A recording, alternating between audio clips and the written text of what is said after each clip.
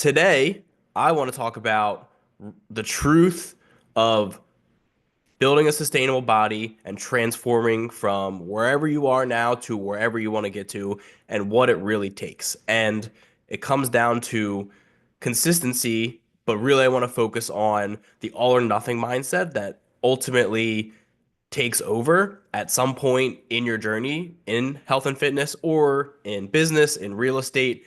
You go into it expecting things to go perfectly or wanting to do everything perfectly. And when that inevitably doesn't happen, we shut down, we stop, we give up, whatever that might look like. And that might be at varying degrees.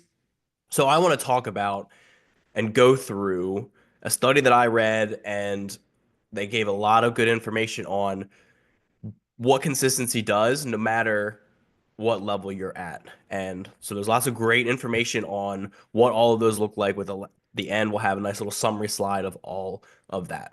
So to preface this, I do want to say that we're going to talk a lot about not being consistent and what the results you could expect or people have seen, even though they're not 100% consistent. That doesn't mean that they're putting in less effort. It's just things are popping up and they're not able to do whatever plan was put together.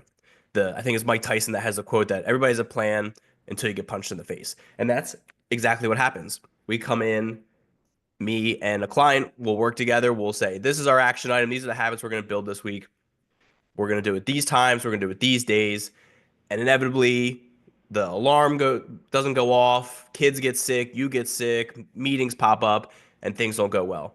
And rather than giving up, I want to show that even being somewhat consistent will get you towards the goals that you want to. It might take longer. It might not be as efficient, but you can still get there even though we're not 100% perfect. So, that being said, this is one of my favorite graphs or little pictures. I'm sure you've seen a bunch of different variations of it, but whenever we go into something new or something challenging, like losing weight or improving our nutrition, improving our health, what we think we need to do every day is come in 100%, nail everything, and in an ideal world, that would be great.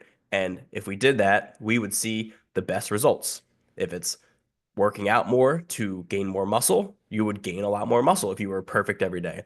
If it's losing weight and you're eating a little bit more presently, you're eating more whole foods, then you would lose a lot of weight quicker. If it's real estate and you're calling more sellers and you're hitting the 100 people a day that you want to talk to, you're probably going to get that deal. But we all know that that's not going to be able to happen. So, what showing up every day means doing what you can with what that day brings you and doing it to the best of your ability and not giving up or getting super discouraged if it's not perfect. So, maybe day one is great. And then day two, you get sick, you don't feel good, and you can only do one of the five things that you want to get done that day. But then you feel better and you're back up. So it's an up and down game, but it's all about continuing to go. As soon as you quit, as soon as you give up, that's when you lose. That's when you fail. The failures are going to happen along the way, but as long as you keep going, you're going to continue to get progress. So, mentioned the study. I want to talk about it. So, I read this. It was really great. We're going to see a lot of graphs from it, but essentially, it was a year-long study with 1,000 people. And they took all of those people, they checked in daily, they answered whether they did the workout for the day, they answered whether they did their habit, which was specified towards them. And then on a weekly basis, they took measurements. They took their physical weight and then like chest measurements, hip measurements, leg measurements, all that stuff to just see how many inches they have lost. So over that year with those 1,000 people, got 1 million data points. So tons of different data, different people doing different things, but all working towards similar goals: losing weight, losing inches, losing fat. So the goal of the study was to find and correlate a relationship between the consistency that somebody has, the consistency level that they do something, and their progress in the health and fitness goals. So I want to dive into what levels of consistency, what results they saw, and what that means. So, going into it, this first group. So, if I told you that 10 to 49%, that's the level of consistency where you're hitting it half the time, what would you think? You would probably think that that effort is a huge waste of time. Like, oh, if you can only do it 10% of the time or 20% of the time, what's even the point? I get that mindset. I have been there with other things, but surprisingly, and you can see in this chart with the darker color being the women and the lighter color being the men, that even at a 10 to 49% consistency, and that range is really wide because they didn't see a large difference between somebody who is 10% consistent and 49% consistent, but they still lost 11 pounds. This is over a year again. So not a massive amount, but it's still pounds. And on average, 5 or 6% of their total body weight. They lost inches and specifically inches from their waist. Again, over a year. So not huge, but also progress. If you lose 5 or 6% of your body weight, you're going to see some positive results. You're going to have better cardiovascular health. You're going to have decreased cancer and diabetes risk, better mood, better sleep, less inflammation, and better immunity just from that little bit, right? So even the littlest, the lowest amount of consistency will allow you to see some results. And so just to put that on a perspective, if someone's fairly consistent, and we'll talk about the higher percentages later, our goal and what I typically see is 1 pound per week of body weight. So over a year, that would be around 50 pounds is what I expect to lose. So again, that's higher consistency. So 11 pounds here, still pretty solid, doing the habits, and you still learn the habits even just by being a little bit consistent. It's just that practice. All right. So what does 10 to 49% consistent look like? So if you have 3 meals and one snack every day. That's 4 things you are eating each day. So if you are 10% or 40% consistent, you're going to have 12 meals in a week that look good, that have whole, minimally processed food. Um, so that's pretty solid. You can see down here, there's 14 servings. That's for if you're looking at snacks specifically and eating veggies with each meal. So that's, having an extra salad with your main dish. It's having bananas and some green beans with as a snack and then with dinner. So it's nothing crazy, it's nothing massive, but it's still something. And it's just because I can't hit 28 times out of the week doesn't mean that I should give up. Even if I hit 10 or 14 servings, I'm still going to see positive results. It's all about consistency. So, loved that, which is great. And that's doable for pretty much everybody, right? 10 to 49%. Very, very doable. So, don't get discouraged if you're in the middle of whether it is health or fitness or something else. Don't get discouraged with it. So, now the next group, and this consists of the most amount of people, which I'll show later on what percentage of people typically fall in these range. But the 50 to 79%, again, pretty big range, but there was no significant difference from 50% consistency to 80% consistency and results in that pounds lost, body weight percentage lost, and then inches. So you can see here that the pounds lost actually weren't significantly more than the 10 to 49%, right? We were at 11 pounds for each of those. We're at 12 and 17 for women and men. The percentages are higher, the inches are a little bit higher, especially around the waist, and then total inches. So there is significant more jumps in that aspect, but nothing too crazy. So again, a good sign, and this is where most people end up falling. I found true myself, but also through the study, kind of reinforced it that 50% is consistency is typical and is doable, and that's what I found too. So you still see results. Again, it's not going to be as significant as if you're 100%, but nobody really can be 100% consistent most of the time. Um, and this is really kind of that magic zone between not being too difficult to achieve this and being able to make real progress. So it's imperfect, but it's consistent and it will lead to meaningful changes. And so it consists of just keeping going. Like it can be dinners are going to be chaotic. Maybe you're trying to eat 3 meals in a day of whole grain, whole foods, just like we talked about with the other one. And you know that dinners are chaos. Kids are running around like crazy, or you got a late work meeting, and then you get home and somebody just grabbed takeout because it was easy, and you got to deal with that. So you're missing 1/3 of your target meals for the day if you're aiming for 3, but you're still hitting 67%. So you're still right in the middle of this range. And you can look at it from, okay, I know dinners are always crazy. How can I make breakfast and lunch consistent? Can I meal prep? Can I get both of those stuff done and packaged in the morning? Can I have both the same breakfast and lunch in the day just to make that easy? What can I make easy?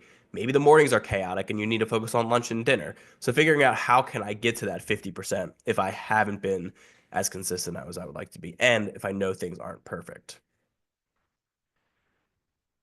The next one, 80 to 90, 89%.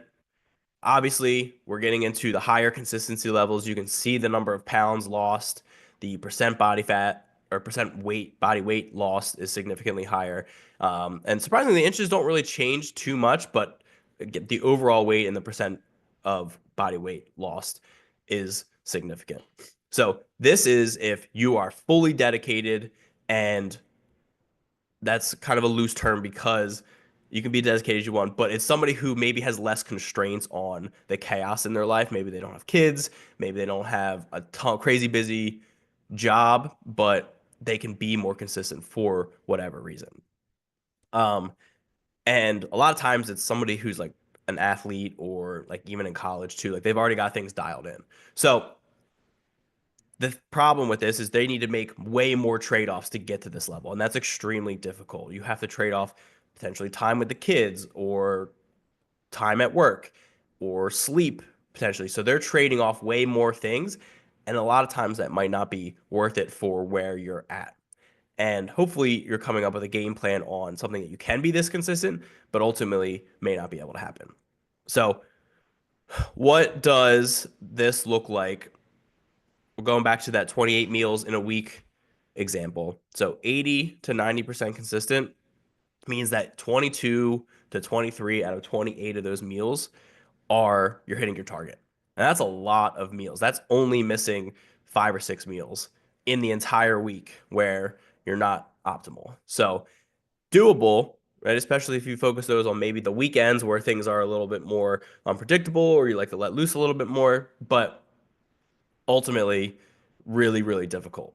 And if you look at it even from a perspective of, okay, if I have a dessert every night, so that's 7 desserts a week, 90% gives me at least one dessert where if I really need it, want it, or fall off that night, it's not a big deal. It's just one.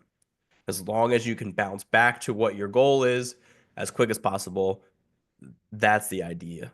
And that's the main thing that you want to focus on is, oh yeah, it didn't go right or it didn't go as well as I wanted to. How quickly can I get back to the target habits that I'm working on? So, summarizing all of this up together, you can see, as you would expect, the more consistent somebody is, the better results that they get in every category in pounds lost, in percent body weight loss, total inches, and inches from the waist.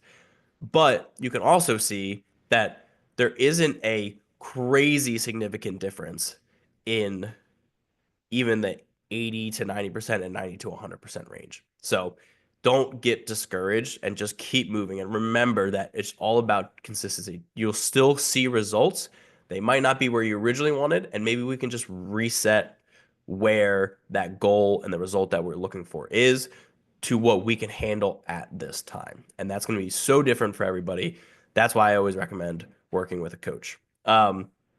So, that being said, make sure that you are doing what you can. And really, what they found in this study as well is that there's no correlation. They did a survey after where they talked about stress and asked them about stress, and there was no correlation between how much stress people felt and how well they coped with that stress. And then that stress also didn't affect the results that they got. So, in other words, no matter what a dumpster fire of a day, a week, a month people had, if there was a way for them to figure out how to take those small, meaningful, consistent actions as much as possible, they're going to be able to be consistent and see some results. So, what can you do to set good, realistic habits, number of times a week, number of times a day, whatever that might look like, and don't get discouraged, even though you might not be hitting exactly how you want to. And if you don't know what you want to work on or how to adjust based on how the last week or 2 weeks or month went for what your goals were, definitely reach out to me, see how I can help. And if you're a dad, join our Fit Fatherhood Facebook group and come to be a part of a community of other dads who are working on improving their health, their fitness, while balancing their entrepreneurship, their jobs, their family, and just their own health. So thank you all for listening, for coming, for watching in the future. I really appreciate it. Again, if you need anything, message me on Instagram, message me on Facebook. Want to be able to help.